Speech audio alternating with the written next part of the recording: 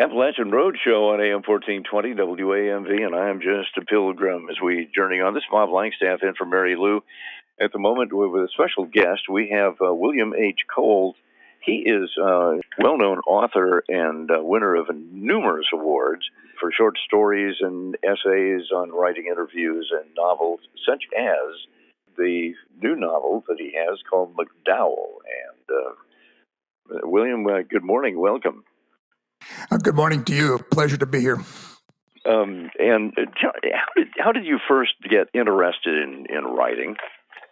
I've always been a writer. Of course, I've been a physician, a doctor, an academician, and so I wrote scientifically for a number of years. And then when I retired, I decided that I wanted to write fiction stories. And I always felt that story was so important in our lives when we tell stories every day, and it's the way we communicate.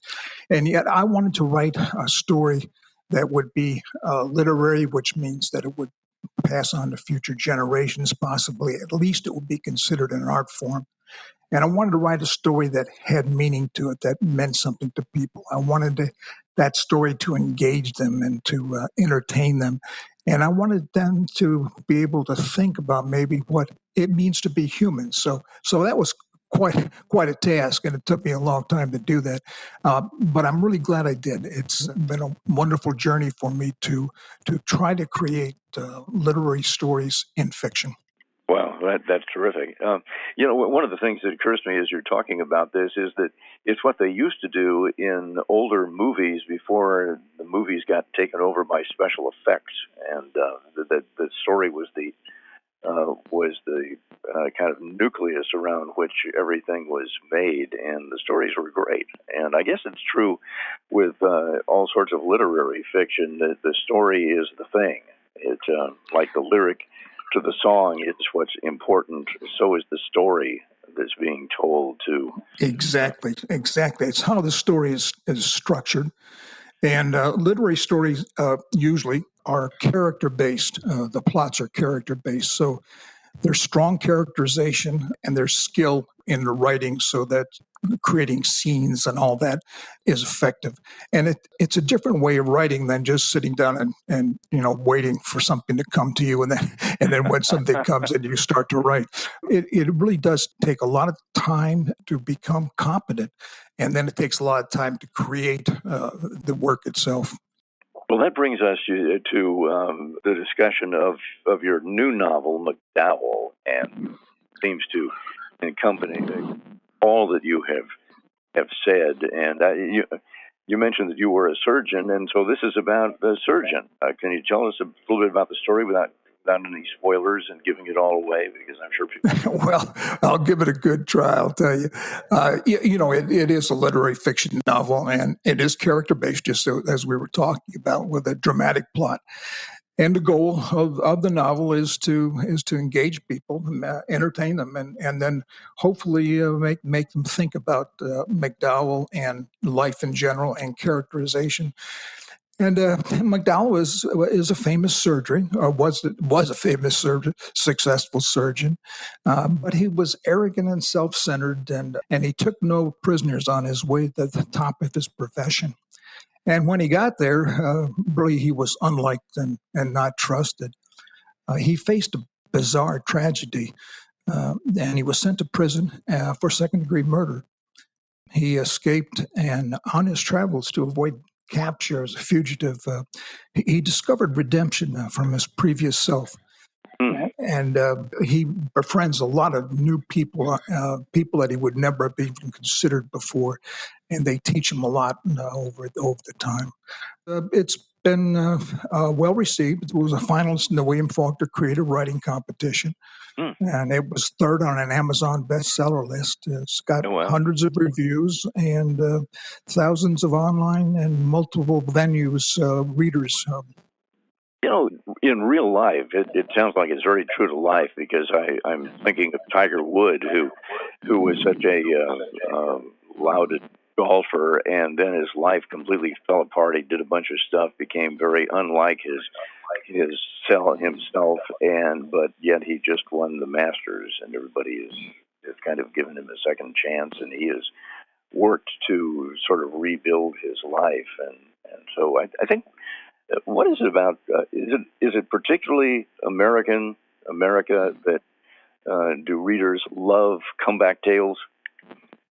Well, I think it's always been true. I think if the character is well built, and I actually teach writing literary fiction on the internet, and so if you can work as an author to build that character so that the reader becomes involved, likes the character, or at least admires the character, they want to see them, come back. They want to see them succeed. I think in almost every way, and that's the thing about a literary story.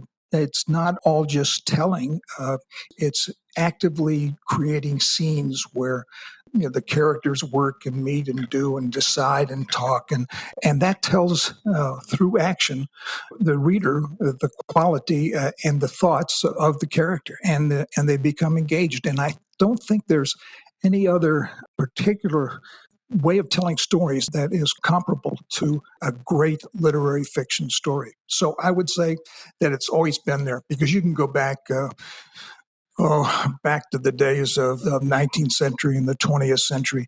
And those authors really created stories that you got involved in. I mean, things like Hawthorne and those other authors, Bronte's and Jane Austen. All those stories are so well constructed that you get involved. I was going to ask you if you had any favorite authors, and you just answered my question. Yeah, my favorite author is William H. Coles, and he's got 5 novels and 37 short stories, and you can find him, and I recommend him. But in general, I mean, people should read the genre that they like. I mean, take recommendations and read those authors. You can go out and explore, but if you really want to enjoy the genre that you like.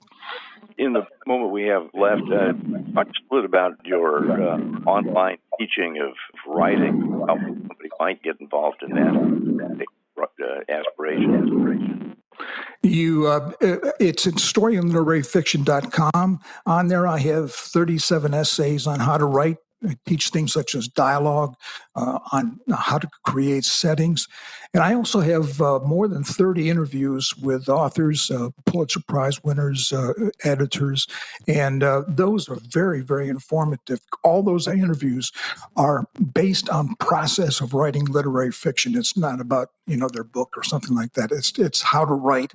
And I really recommend them if you wanted to take a look. The site is storyin.literary.fiction.com. That's story, I-N, literary.fiction.com. And it's been used by tens of thousands of people. It has a workshop also where you can interact to write. Oh, I wish that had been around the internet was not around when I was in school, but I wish it had been. Well, you can still take advantage of it, Bob. Give it a try. William H. Coles, thank you so much for being with us. This has been a very fast 10 minutes, and I appreciate you being here. I thank you for the book. It's a fascinating read, McDowell, a novel by William H. Coles, our guest this morning. And if you have any aspirations to write fiction, he's the man to talk to. Thank you so much for being with us, and we hope you have a wonderful day out there in Utah. Yeah, thanks very much, Bob. Appreciate it. Pleasure meeting you. Thank you, and I hope to talk to you again. Nepal, 1981. The Himalayas. The sky cleared briefly before daybreak. The sharp, bitter winds eased somewhat, but the negative 40-degree temperatures penetrated to the bone. Hiram McDowell lifted the flap of a one-man tent to look in on Eric Wolf, who turned his head, his beard tinged in white frost from his labored breathing.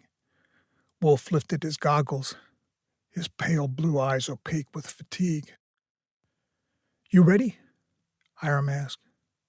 Wolf shook his head no, trying to smile, but his face remained motionless.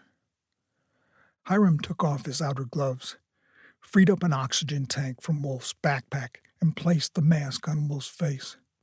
Wolf rallied after a few minutes of oxygen. Within half an hour, with 4 other climbers, Hiram and Wolf started for the summit.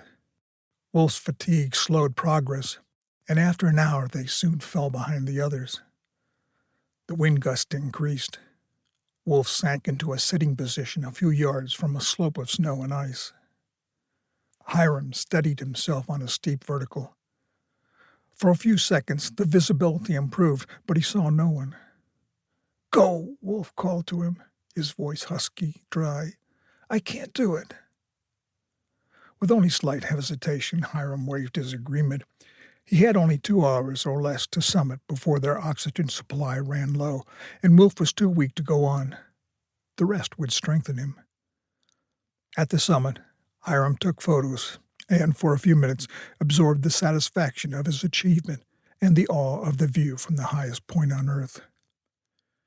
Winds picked up, and snow and haze decreased visibility as he began his descent. He pressed on. After an hour, he stumbled onto Wolf, a few feet from where he had left him. "Get up!" Hiram yelled over the howling wind. "Help me in the name of God," Wolf pleaded. Hiram gripped Wolf's parka to help him stand, but Hiram was too weak to lift, and Wolf fell back.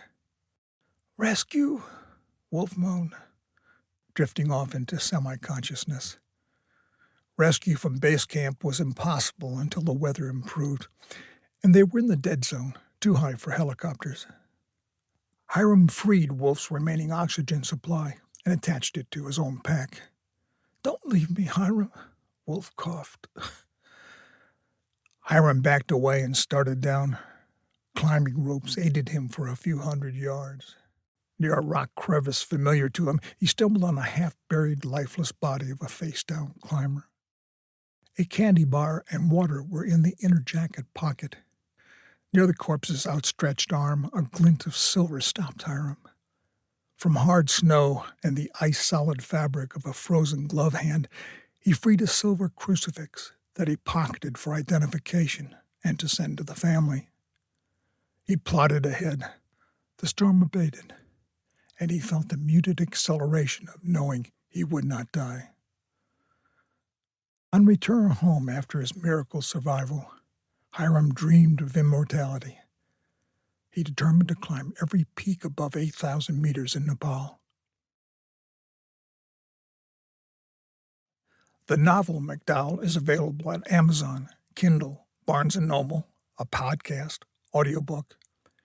For more information, go to storyinliteraryfiction.com. That's storyin literary fiction.com. Thanks for listening. Goodbye.